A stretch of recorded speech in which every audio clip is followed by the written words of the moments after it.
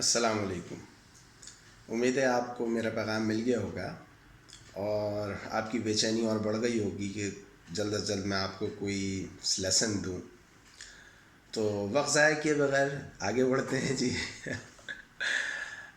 बात यह है कि वक्त क्यों ज़ाया करें। तो मैं इस वक्त जाग भी रहा हूँ और जब ये आइडिया क्लिक हो गया है और फ्लोट कर दिया है और आप लोगों की सताइश भी आना शुरू हो गई है, तो let's start from the day. देखिए, लास्ट जो हमने टॉपिक पढ़ा था क्लास में वो दैट वाज अबाउट ग्लाइकोलिसिस, और ग्लाइकोलिसिस की तमाम चीज़ें हमने स्टेप बाय स्टेप डिस्कस कर ली थी और उसके एनर्जेटिक्स भी हमने डिस्कस कर लिए थे। अभी एक छोटा सा मौजू आपसे शेयर कर लेते हैं और फिर आप ये इसको अपनी किताबों से भी पढ़ सकते हैं। कोई सी भी किताब फॉलो कर लीजिए, नेट मटेरियल बेतहाशा मौजूद है, जहाँ से चाहें आप फॉलो कर लें, कोई रेस्ट्रिक्शन नहीं है। मेरा जो असल मकसद है वो कॉन्सेप्ट बिल्डिंग है, तो I will try my best to develop your concepts. और देखिए, आप लोग पायनियर बैचेस में से हैं, आप लोग इस बात का ज़रूर ख्याल रखिए कि आप लोगों ने ज़्यादा मेहनत करनी है।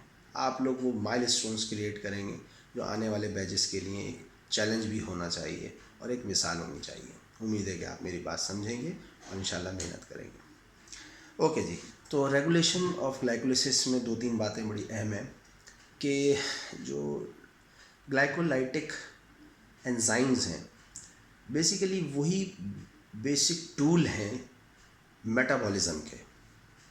अगर एंजाइम्स को इनहिबिट कर दिया जाए तो ग्लाइकोलिसिस रुक सकती है, स्लो हो सकती है, और ऐसा हो रहा होता है। और वंस अगेन ये डिपेंड कर रहा होता है कि हमारी बायोलॉजिकल उस वक्त कैलोरिक वैल्यू क्या है और हमारी बॉडी को हमारी बॉडी जो है वो क्या डिमांड कर रही है। तो ये तमाम चीज़ें डिमांड एंड सप्लाई के ऊपर मुनसर है कि हमने ज़्यादा खाया हुआ है, कम खाया हुआ है, मेहनत ज़्यादा कर रहे हैं, कम कर रहे हैं। तो यूटिलाइजेशन और अपटेक, ये बात मैं बार बार रिपीट करता हूँ। तो ये इसी वजह से कि यही एक बेसिक प्रिंसिपल है।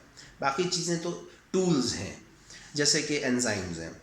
तो होता ये है कि की एंजाइम्स की अगर हम बात करें तो जो की एंजाइम्स हैं वो है ग्लूकोकाइनेज, फॉस्फोफ्रक्टोकाइनेज 1 और पायरुवेट काइनेज।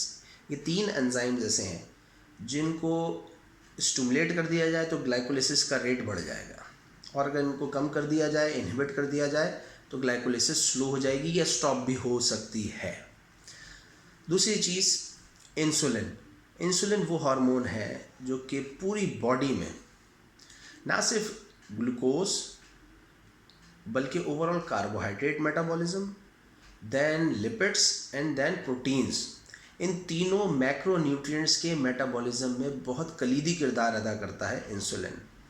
और आपको पता है इंसुलिन वो हार्मोन है जो कि एंडोक्राइन सिस्टम से रिलीज़ होता है और beta cells of islets of Langerhans cells of pancreas के अंदर उसके टेल एंड में, आप अगर उसकी एनाटॉमी देखें तो उसके टेल एंड पे कुछ सेल्स का इज्तिमा ख़ास है और वो तमाम सेल्स कहलाते हैं आइलेट्स ऑफ लैंगरहांस। उनमें अल्फ़ा सेल्स है, बीटा सेल्स हैं और गैमा सेल्स हैं। तो इंसुलिन बीटा सेल से रिलीज़ होती है और इसी के बिल्कुल बरक्स काम करने वाला हार्मोन भी यहीं से रिलीज़ होता है।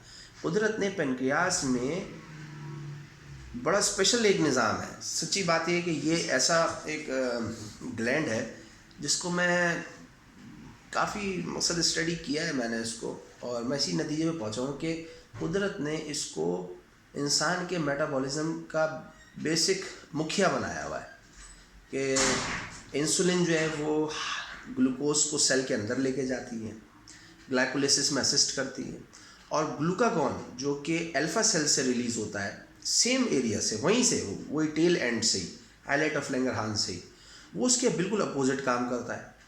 तो कुदरत ने इसको ऐसा बनाया हुआ जैसे कि घोड़े की कोई लगाम, कि राइट साइड से खींचो तो घोड़ा जो है राइट साइड पे मूव कर जाएगा, लेफ्ट साइड से खींचो तो लेफ्ट साइड पे मूव कर जाएगा। तो कंसीडर करें कि इंसुलिन जो है वो राइट लगाम है और ग्लूकागॉन जो है वो लेफ्ट लगाम है। जब हाइपरग्लाइसीमिक स्टेट होगा तो इंसुलिन रिलीज़ होगी, और इंसुलिन रिलीज़ होने पर ग्लूकोज सेल्स के अंदर जाएगा तो बॉडी की जो रिक्वायरमेंट है ग्लूकोज की वो पूरी हो जाएगी और ग्लाइकोलिसिस स्टार्ट हो जाएगा, हमें एनर्जी मिल जाएगी, सेल अच्छा परफॉर्म करेगा, फिजियोलॉजी जो है उसकी मेंटेन होना शुरू हो जाएगी। सिमिलरली जब लो फैट स्टेट होगा, जब खाना पीना कम हुआ हुआ है या किसी वजह से मील्स पाबंदी से नहीं ले पाए या फास्टिंग का स्टेट है, जैसे रोज़े में होता है, तो उस वक्त ग्लूकागॉन ने रिलीज़ होना है और वो अल्फा सेल से होगा और वो बिल्कुल बरक्स काम करेगा कि stored form of glucose that is glycogen इसको कन्वर्ट करेगा ग्लूकोज में। ठीक, तो मिलते हैं थोड़े से ब्रेक के बाद।